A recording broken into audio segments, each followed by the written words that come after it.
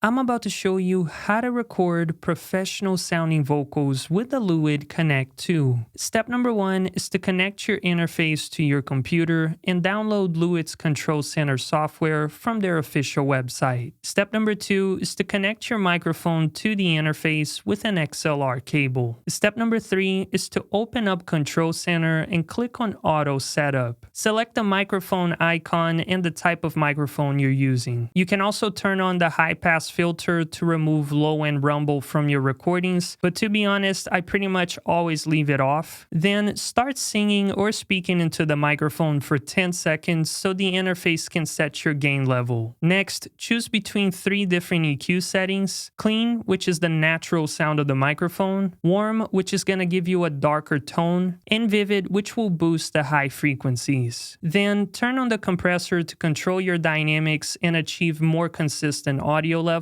Enable the denoiser to remove unwanted background noise in your room by being quiet for 10 seconds. And finally, turn on clip guard to prevent your audio from ever clipping. By the way, if you're getting value out of this video, then don't forget to leave a like and subscribe to the channel. Step number four is to open your recording software of choice, in my case, Logic Pro. Make sure that both your input and output are set to the Connect 2. Then create an audio track. And if your recording software has this function, go into the settings and enable low latency monitoring so you can hear yourself in real time with near zero latency. Step number five is to create a great headphone mix. The goal here is for you to be able to hear yourself comfortably so you can perform at your best. Inside Control Center, you'll find a monitor mix knob, which allows you to blend the signal coming from your microphone as well as your computer's internal audio. This is great, especially for musicians, because some singers want to hear their voice louder than the rest of the playback. Others might want to hear the instruments louder than their own voice, so you can really tweak it to your liking. Once you're ready to get started recording, enable your track and just press record. If you need one-on-one help with your recording setup, click on the link in the description below so you can book a video call with me. And if you also want to learn my best tips for recording vocals, go ahead and click on this video.